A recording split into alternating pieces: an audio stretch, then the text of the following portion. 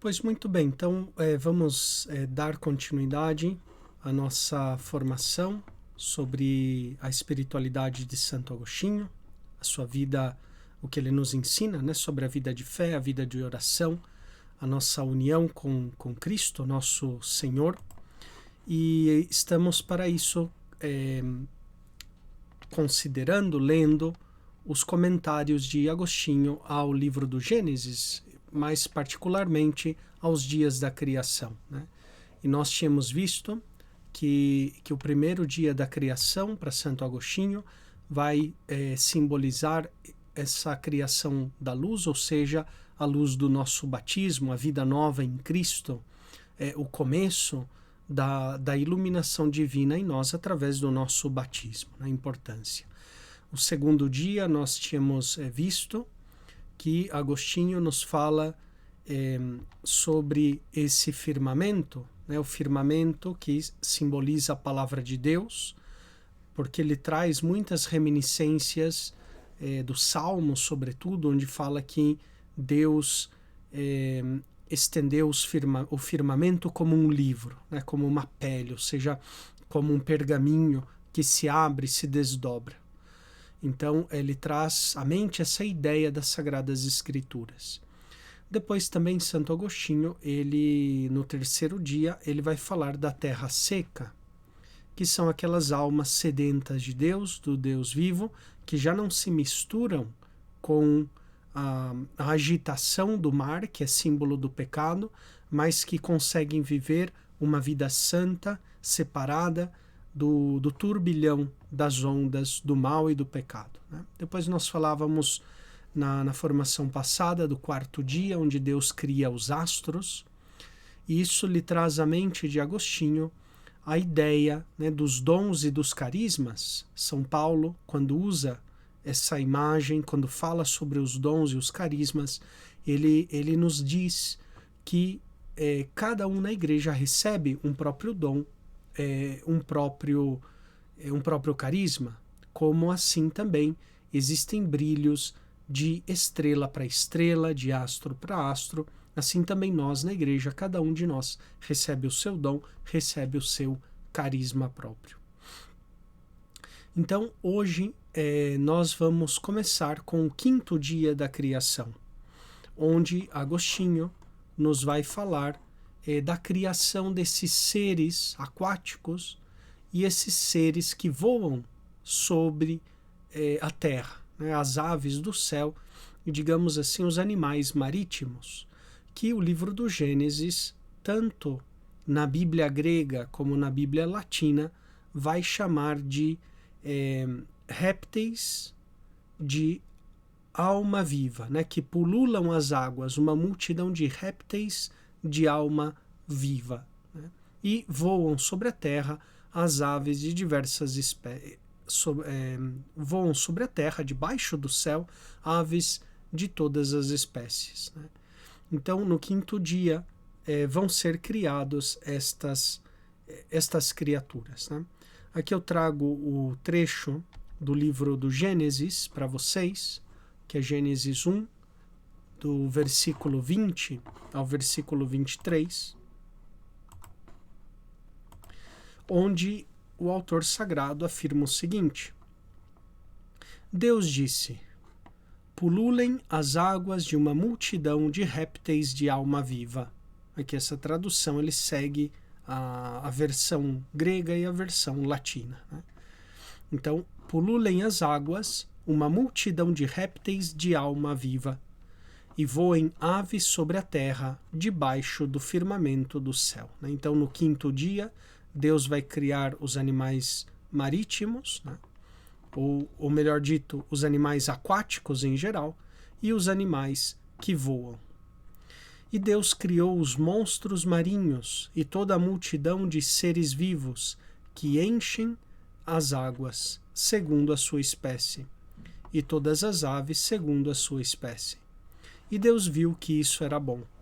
E Deus os abençoou. Frutificai, disse ele, e multiplicai-vos, e enchei as águas do mar, e que as aves se multipliquem sobre a terra. Sobreveio a tarde e depois a manhã, quinto dia. Então, esse é o texto que nós temos do livro do Gênesis, e a interpretação que Agostinho vai fazer é bem peculiar, né? Um pouco até nos chama a atenção pelo modo como Agostinho interpreta essas aves do céu e esses répteis de alma viva, né, que surgem nas águas. Aqui cabe notar, né, que Santo Agostinho, claro, ele conhecia as obras dos padres da igreja anteriores a ele, que falaram sobre o Gênesis, sobretudo Basílio, né, São Basílio Magno. Ele tem um escrito, umas homilias sobre o livro do Gênesis, sobre os 6 dias da criação, que nós estamos analisando, né? Então, Basílio é um autor que comentou o livro do Gênesis. Nós temos o escrito, algumas homilias também de Orígenes de Alexandria sobre o livro do Gênesis. Orígenes de Alexandria também escreveu um tratado, né, um comentário completo ao livro do Gênesis, mas infelizmente está perdido, nós temos somente alguns fragmentos, né? E depois muitos outros autores também comentaram o livro do Gênesis desde os primeiros séculos do cristianismo, né? Eusébio de Cesareia, na História Eclesiástica, vai falar de alguns autores que comentaram o livro do Gênesis. Um deles, por exemplo, um tal Apião, que nós não sabemos quem é, né? Um outro chamado Cândido, e muitos outros comentadores do livro do Gênesis. Infelizmente, não temos essas obras, não sabemos o que eles escreveram. Por isso, a interpretação de Agostinho para nós, em certo sentido, pode parecer até um pouco estranha em um primeiro momento, como vocês vão ver, né? Possivelmente ele se espelhou em algum autor anterior, né? Infelizmente, como muitos desses comentários estão perdidos, nós não sabemos muito bem se Agostinho ele está sendo totalmente original na sua interpretação ou se ele se apoiou em alguma interpretação anterior, né? Então, em Basílio nós não temos nada parecido. Também Ambrósio, nas homilias dele sobre o Gênesis, não temos nada parecido. Do que nos chegou de Orígenes também não temos nada parecido. Então, tudo indica que a interpretação de Agostinho é muito original, é própria dele mesmo, né? Apesar que sempre nos fica uma dúvida, quem sabe ele se espelhou, ou mesmo no comentário perdido de Orígenes, ou na obra de autores anteriores ao mesmo Orígenes, né? Obras estas que estão perdidas, como eu lhes disse. Bem, então como interpreta Agostinho o 5º dia, onde surgem esses animais, esses répteis de alma viva e essas aves do céu? Ele vai dizer o seguinte: que o mar também conceba e dê à luz tuas obras, que as águas produzam répteis dotados de almas vivas. De fato, separando o precioso do vil, vos tornastes a boca de Deus, pela qual ele diz: produzam as águas. Não a alma viva, filha da terra, mas répteis dotados de almas vivas, e pássaros que voam sobre a terra. Assim como esses répteis, teus sacramentos, ó meu Deus, deslizaram graças às obras de teus santos, por entre as ondas das tentações do século, para regenerarem os povos com teu nome e em teu batismo. Então vejam, aqui Agostinho ele está interpretando esses répteis, né, esses seres surgidos na água que têm almas vivas como sacramentos da igreja. Então, os sacramentos, sobretudo o batismo, mas também a Eucaristia, todos os outros sacramentos da igreja, eles agem diante daqueles que estão no mar do mundo, né? Então, para Agostinho, vai significar os sacramentos da igreja, porque são esses que estão no meio do mar do mundo, né? É a igreja, através do ministério da pregação e através da ação sacramental da igreja, vai trazendo os pagãos de novo à fé, né? Vai trazendo os pagãos à fé. Então, como os sacramentos agem entre os pagãos, né? Sobretudo o sacramento do batismo, portanto, agem meio ao mar, como esses répteis de almas vivas, né? Como os peixes eles deslizam, eles nadam no meio do mar, portanto, eles não se afogam no turbilhão, na agitação do mar, mas eles conseguem, como os peixes, andar, né? Trilhar as vias dos mares para a salvação desses pagãos que estão ainda imersos no pecado, né? No mar do pecado, no mar da morte. Então, essa interpretação é bastante curiosa, né? Até mesmo nós podemos dizer até estranha, no primeiro momento, né?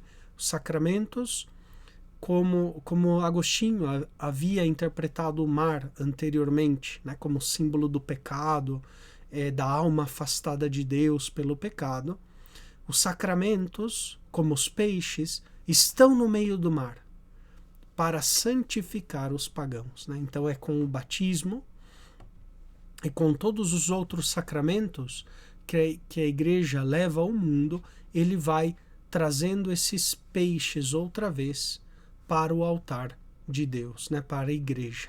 E assim, Jesus mesmo no Evangelho, ele falou que o reino dos céus é como a rede lançada ao mar, né?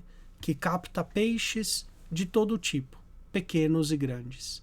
Assim também, né, a igreja lança as redes ao mar e, através dos sacramentos, ele vai trazendo essa quantidade de peixes, né, para a igreja, né? Traz para a barca da igreja essa quantidade de peixes que são pois as almas, né? Essas almas vivas, né? Mas são répteis, ou seja, essa ação dos sacramentos age em meio aos pagãos, que são répteis, mas por causa da ação sacramental, esses répteis eles adquirem almas vivas por causa dos sacramentos, né? Então vejam, é uma interpretação complexa, difícil, até um pouco estranha, né? Mas tem algumas reminiscências evangélicas, reminiscências bíblicas, né? E também mantém a coerência interna do pensamento de Agostinho, né? Se o mar simboliza o pecado, né? Significa as coisas do mundo, as coisas mundanas, as realidades mundanas, e esses répteis, eles estão ali no meio do mar, né? No meio das águas. Então, uma interpretação que Santo Agostinho diz, né? Que não é a interpretação absoluta, podem haver interpretações melhores, né? Ele mesmo vai dizer no livro das Confissões que aquele que tiver melhores interpretações, mas que sempre edifique o amor de Deus e o amor do próximo, essas interpretações são sempre bem-vindas, né?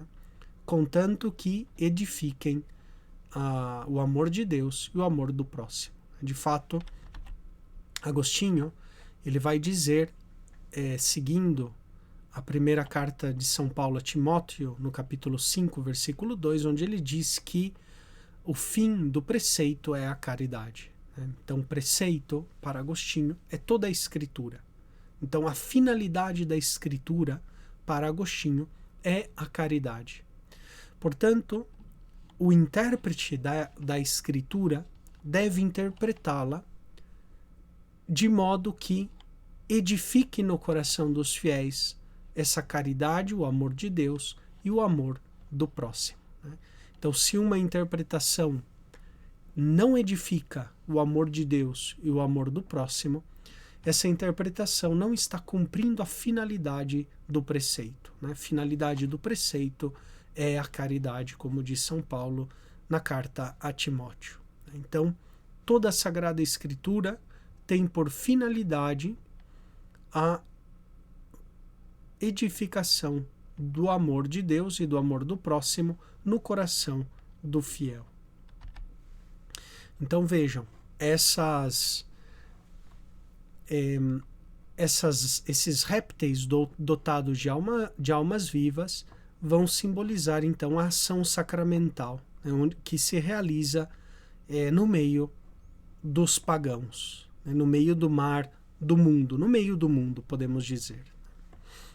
E, portanto, os sacramentos, eles trilham os mares, eles atravessam, eles vivem, eles se realizam ali no meio do mundo. Né? A igreja, ela não é do mundo, mas ela está no mundo e chamada a evangelizar o mundo.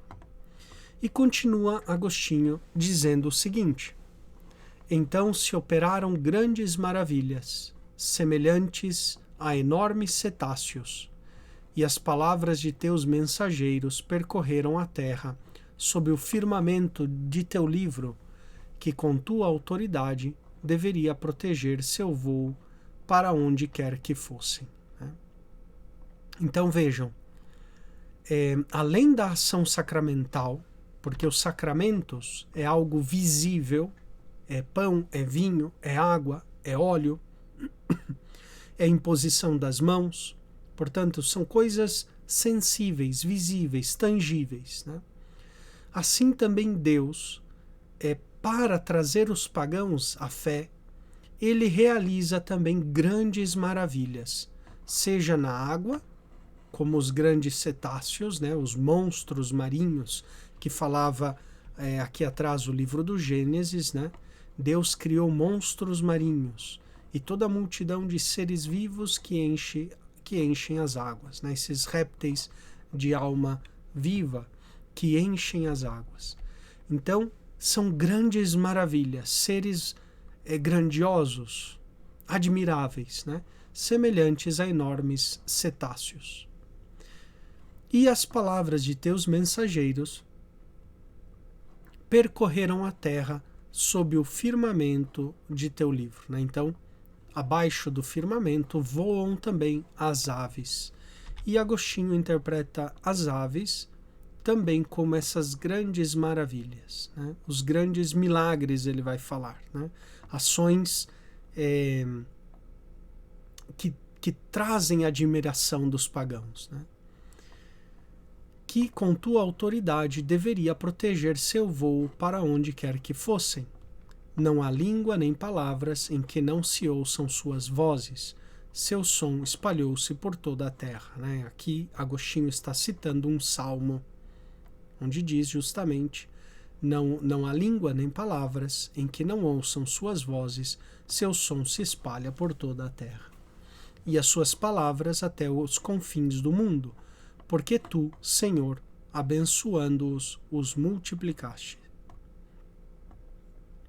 Então vejam, essas aves dos céus e esses animais, os cetáceos, né, esses monstros marinhos, são símbolo dos milagres, das maravilhas que esses mensageiros da palavra, que tanto aqueles que voam debaixo do céu, né, como as aves, mas também esses grandes peixes, né, são símbolo dos grandes milagres que acontecem na igreja para atrair a atenção, para chamar a atenção e atrair à igreja os pagãos. Então, esses monstros marinhos, essas aves, né, belíssimas que voam no céu, são símbolo das maravilhas que Deus faz para confirmar a autoridade da igreja, a autoridade desse divino livro, que é o firmamento. Então, Deus, confirma a autoridade da sua palavra através de grandes milagres, né, de grandes maravilhas que ele realiza no mundo. Então, os pagãos, diante de tantas maravilhas, diante dos milagres que Deus realiza no mundo, eles são atraídos à fé verdadeira, né, para deixar a idolatria, deixar tudo aquilo que os afasta de Deus, né, deixar os vícios do século, as paixões, e voltar outra vez a esse Deus que é Criador, né, que é a origem de todas as criaturas. Portanto, ele também criou tudo o que existe, né? Se ele é a nossa origem, pois ele é também o nosso fim. Né? Nós devemos orientar-nos a Deus em tudo o que nós fazemos, em tudo o que nós pensamos, em tudo o que nós queremos, que Deus seja sempre a origem e seja também o fim das coisas que nós fazemos. Né? Então, para isso, para atrair, sobretudo, os pagãos, a fé, ele, além da ação sacramental, né, como esses peixes que trazem almas vivas, né, ele também opera grandes maravilhas, como essas aves que voam no firmamento do céu, como esses grandes cetáceos, né, esses monstros marinhos que atraem a admiração dos pagãos.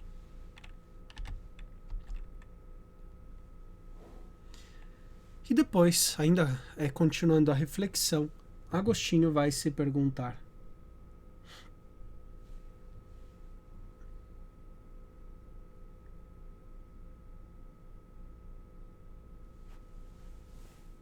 estaria eu mentindo ou confundindo a questão, não distinguindo as claras noções das coisas do firmamento, das obras corpóreas que se realizam no mar agitado e sob o firmamento? Então, Agostinho, ele se pergunta aqui, será que a minha interpretação faz sentido?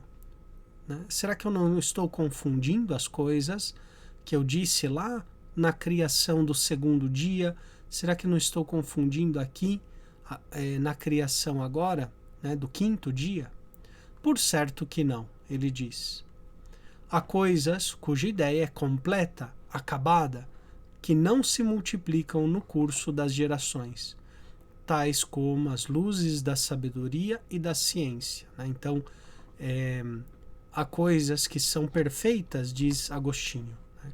Então, por exemplo, os astros criados no quarto dia, sobretudo o dom, né, de sabedoria, o dom de ciência, são dons que se realizam para aqueles que já são perfeitos, né? Aqueles que recebem uma luz especial de Deus. Né?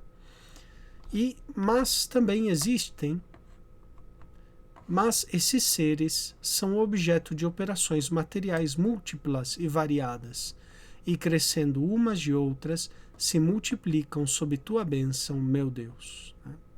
Então vejam, nós somos seres corpóreos, né? Seres materiais, carnais.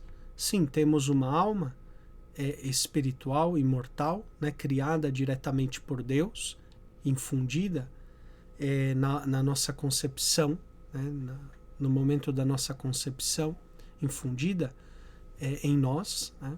Então a nossa alma ela é imortal, ela é espiritual, criada diretamente por Deus, mas também nós temos o nosso corpo.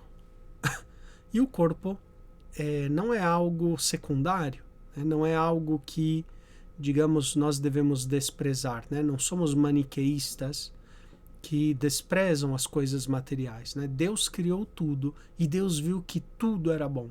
Né? Todos os seres são bons. Não há, até mesmo a matéria, a nossa corporeidade, tudo que existe é bom, porque tudo é criatura de Deus. Né?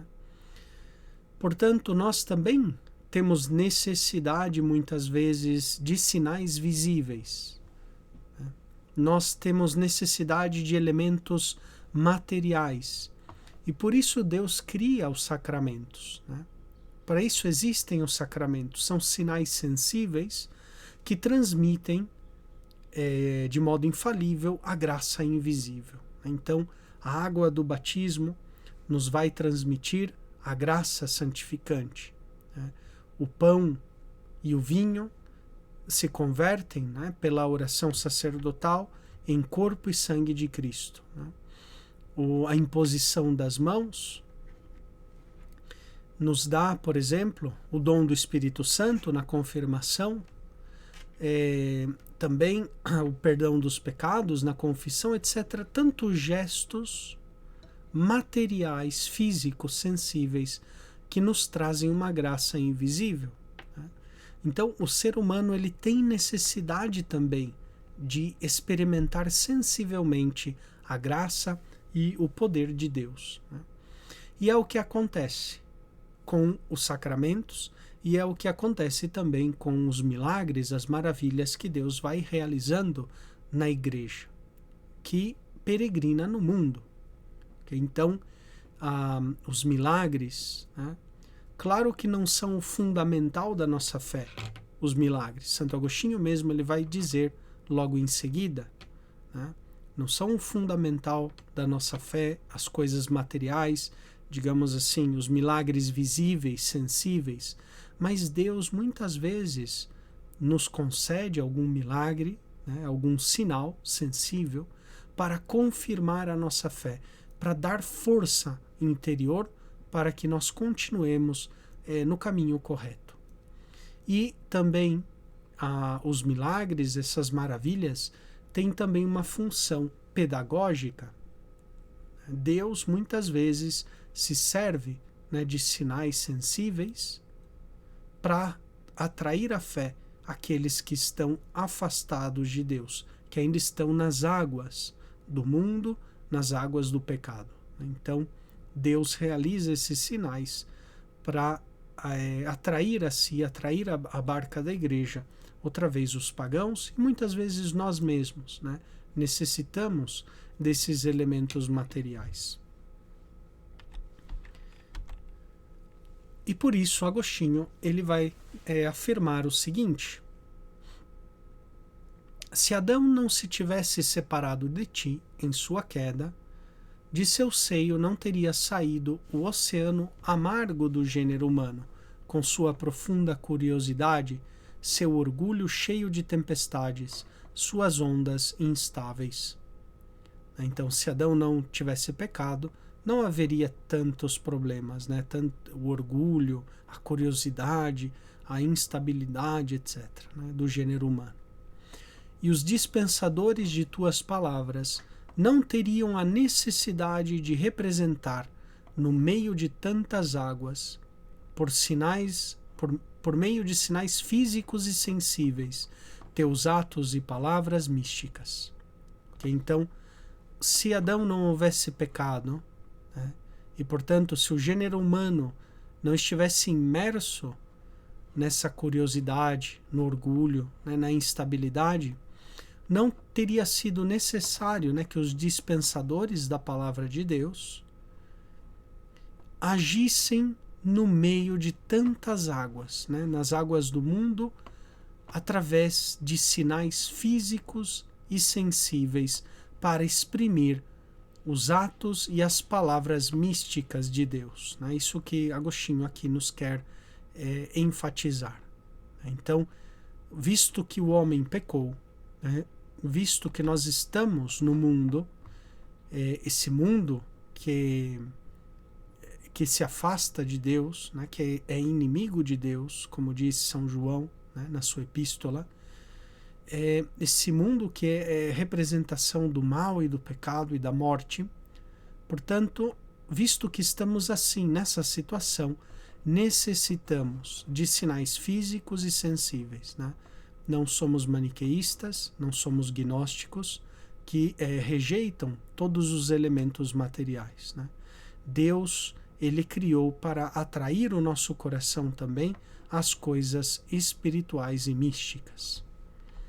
Foi nesse sentido que entendi estes répteis e essas aves. Olha só. Então, aqui Agostinho ele nos vai resumir.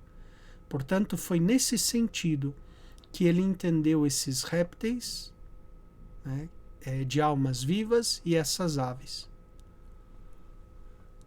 Mas até os homens iniciados nesses sinais e deles imbuídos não avançariam no conhecimento desses mistérios aos quais estão sujeitos se a sua alma não se elevasse à vida do espírito e após a palavra inicial não aspirasse à perfeição. Ou seja, os pagãos, né, atraídos à fé através desses sinais sensíveis, devem avançar no conhecimento, né, desses mistérios, elevando-se à vida do Espírito, né, à vida de santificação, aspirando à perfeição cristã. Então, infelizmente, nós vemos ainda hoje, né, muitas pessoas só vão atrás de milagres, né, buscando milagres, buscando sinais sensíveis, buscando sentir as coisas, né, experimentar. Tudo parece que é experiência. Tem que fazer aqui uma experiência, tenho que experimentar tal coisa, né? Estou esperando um sinal de Deus, pedi um sinal, né? Quero um milagre. Tudo bem, né? Se é da vontade de Deus, podemos pedir assim, né? Senhor, se é da tua vontade, dá-me um sinal, né? Se é da tua vontade que eu veja, né? Se é da tua vontade que eu experimente tal coisa, né? Que eu sinta tal coisa, mas sempre se é da tua vontade. O importante é que esses sinais sensíveis nos levem ao fundamento invisível místico, né? Então, todas as ações de Cristo, as palavras de Cristo, sobretudo na ação sacramental, agora elas estão presentes também no mundo, agem no mundo através dos sacramentos, né? Mas nós precisamos da fé, né? Porque quem não tem fé olha o pão, olha o vinho e vê pão, vê vinho, experimenta pão e vinho, né? Quem não tem fé vê a água do batismo e simplesmente vê uma espécie de purificação, né? De uma espécie de lavacro, de banho, mas não consegue aprofundar aí o sentido místico dessa regeneração, dessa adoção filial, né, dessa divinização que nós recebemos através do batismo. Então é necessário também elevar-se das coisas sensíveis para captar o significado profundo espiritual, a realidade que está detrás dos sinais, né? Então, Santo Agostinho, ele nos vai convidar a não simplesmente ficar nos elementos sensíveis, eles estão presentes, né?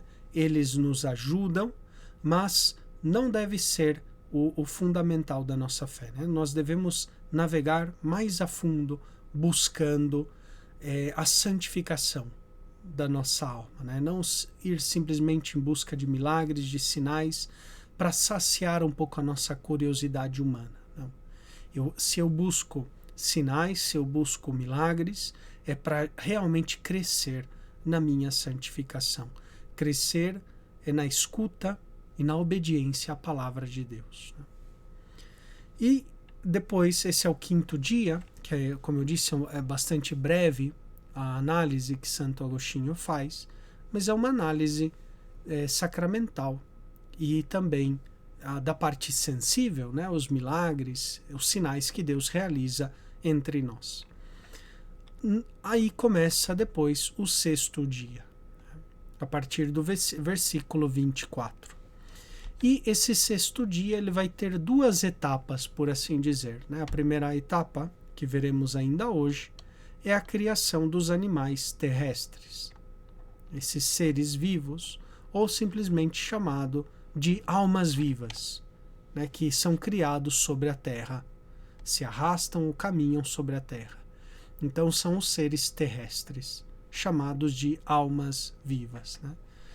Então, diz assim o livro do Gênesis: produza a terra seres vivos, né? Ou seja, produza a terra almas vivas, segundo a versão grega e a versão latina, né?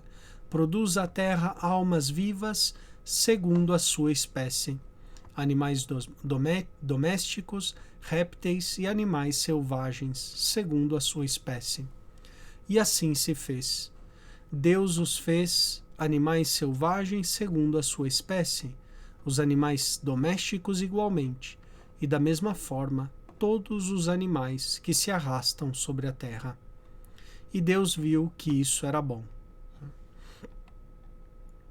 Então, essa é a primeira etapa do 6º dia, onde Deus cria os animais. Depois haverá uma segunda etapa, diferente dessa primeira etapa, mas ainda dentro do 6º dia, onde Deus cria o ser humano. Então nós temos a criação do ser humano aqui também, né? Porque nós também somos animais racionais, né? Essa definição filosófica do ser humano, um animal racional. Por isso, os animais e os homens e as mulheres são colocadas aqui juntamente no 6º dia. E Agostinho vai interpretar da seguinte maneira: e assim não foi a profundeza do mar, mas a terra livre do amargor das águas, que impelida pelo teu verbo, né, pela tua palavra, gerou não mais os répteis dotados de almas vivas, né, como no 5º dia, e os pássaros, mas a alma viva. Notem aqui a diferença. No 5º dia se falava de répteis de alma viva. Agora simplesmente fala que a terra produziu alma viva. E depois vai falar desses seres, né, domésticos, terrestres, ou aqueles que rastejam, mas já não na água, não no ar, mas sobre a terra. Eles caminham, eles vivem sobre a terra. Vocês vão lembrar que a interpretação da terra em Agostinho é muito positiva. A terra seca é aquela alma que se separou do mundo, né, que vive em santidade. Portanto, essa alma em santidade, a terra, né, como símbolo dessa alma sedenta que deseja o Deus vivo, ela produz alma viva, né, que são esses animais. Né? De fato, a palavra animal vem do latim de anima, que significa alma, né? Ou seja, são seres animados, ou seja, que têm almas, né? Almas vivas, são os animais. Então, já não são gerados os répteis de almas vivas e os pássaros, mas alma viva. E esta não mais tem necessidade de batismo, que era necessário para os gentios, como tinham necessidade enquanto as cobriam. Então, a alma, aqui viva, ela já se separou das águas do mar, né? Portanto, nós poderíamos já dizer, já recebeu os sacramentos do batismo, né? Já recebeu os outros sacramentos, então ele já está separada do mar. Pois não se entra de outro modo no reino dos céus, desde que assim o determinaste, né? A necessidade do batismo para entrar no reino dos céus. Para ter fé, ela já não exige grandes maravilhas. Okay? Vejam aqui outra vez. Então, são aqueles que já não ficaram simplesmente nas maravilhas dos sinais, mas elas crescem na fé. Então, esses animais terrestres vão ser símbolo da fé, né, de pessoa, das almas que têm fé, que já, sim, né, elas creem nos sinais e prodígios que elas viram, mas esses sinais e prodígios vêm para fortalecer a terra fiel, ou seja, a fé, né, a terra que crê, ou seja, a terra fiel. Para ter fé, ela já não exige grandes maravilhas como os pagãos, né? Os pagãos exigiam maravilhas, os judeus também, né? Então, São Paulo vai dizer que os judeus, os gregos buscam sabedoria, os judeus buscam sinais, né? Então, já não é necessário, porque agora essa terra tem fé e ela vê as coisas invisíveis, vê as coisas místicas, espirituais que Deus realiza na sua igreja. Então, ela crê sem ter visto sinais e prodígios, porque é terra fiel, já distinta das águas do mar, que a incredulidade torna amargas. E as línguas são um sinal, não para os fiéis, mas para os infiéis, né? Aqui Agostinho está citando outra vez mais São Paulo, né? Que o dom de línguas, ou seja, essas maravilhas, línguas, milagres, a interpretação de línguas, etc., os carismas do Espírito Santo são um sinal, sobretudo para o pagão, não tanto para aquele que tem fé.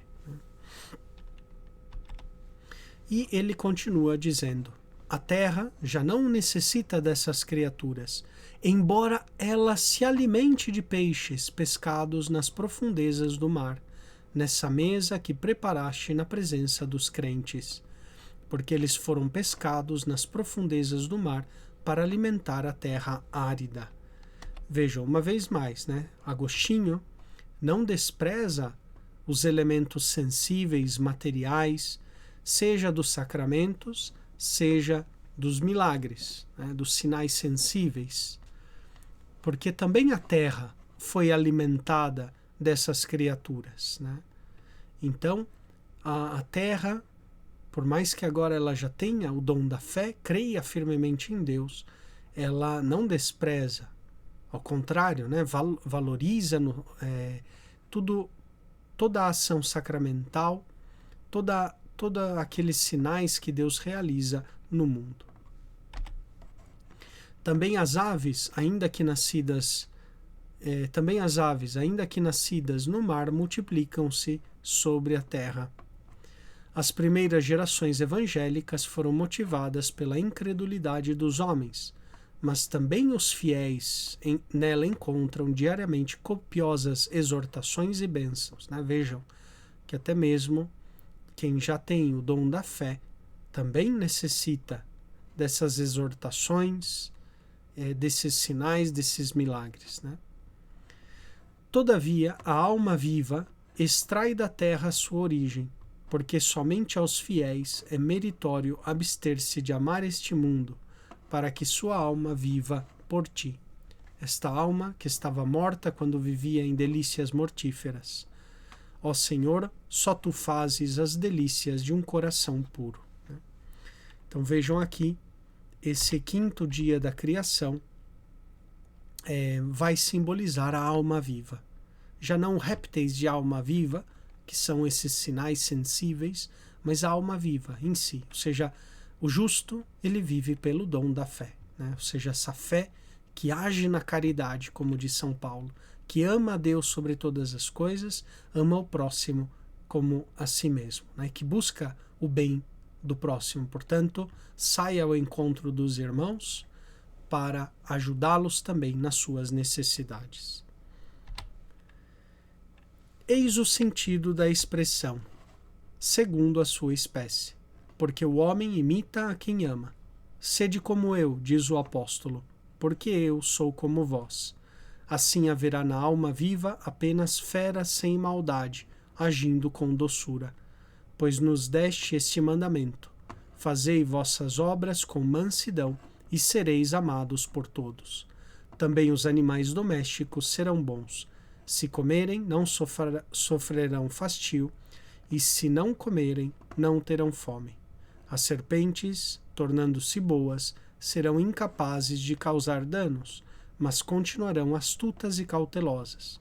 Não investigarão a natureza temporal, senão na medida necessária para compreender e contemplar a eternidade através das coisas criadas.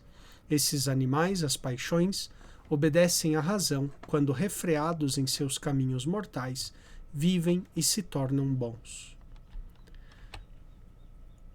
Então vejam que a Terra ela produz animais, né, de toda a espécie, répteis, animais, né, que andam sobre a Terra, que são símbolos, pois, dessas paixões humanas, né, mas que essas paixões, olha só esse equilíbrio de Agostinho, né, como também a Igreja nos ensina, ainda hoje, quando fala das paixões humanas, as paixões não são boas nem más. Elas são boas ou más se seguem ou não, se obedecem ou não o ditame da razão. Né? Diz, por exemplo, o Catecismo da Igreja Católica que as paixões não são boas nem más em si, mas são boas ou más quando seguem a razão, seguem aquilo que Deus nos revelou nas Sagradas Escrituras. Né? O mesmo Jesus, ele teve paixões, né? Nosso Senhor. Ele chora pela morte do amigo Lázaro, sente tristeza também no Monte das Oliveiras. Né? A sua alma, ele diz, a minha alma está triste até a morte. Jesus também experimentava as paixões, né? Todas elas, a tristeza, a alegria, a esperança, o medo, né? A angústia. Os santos também tiveram paixões, né? Alegrias, tristezas, né? Momentos de desconsolo. Tudo isso é algo humano que também os santos e o nosso próprio Senhor Jesus experimentou. Né? Então são símbolo desses animais terrestres, né? Que estão sobre a terra. A terra é a fé, né? Esses animais, as paixões, devem estar sempre sobre a terra, né? Ou seja, seguindo a razão, seguindo a nossa fé. Né? Nós não podemos ser arrastados pelas paixões, mas ao contrário, essas paixões estão chamadas a caminhar sempre sobre a terra, né? Seguindo o ditame da reta razão. Então, muito bem, essa é a formação que eu gostaria de comentar hoje com vocês. Então, se Deus quiser, nos encontramos também na próxima formação para aprofundar ainda no 6º dia um elemento fundamental no pensamento de Agostinho, que vai ser a criação do homem e da mulher. Então, espero vocês lá na seguinte formação.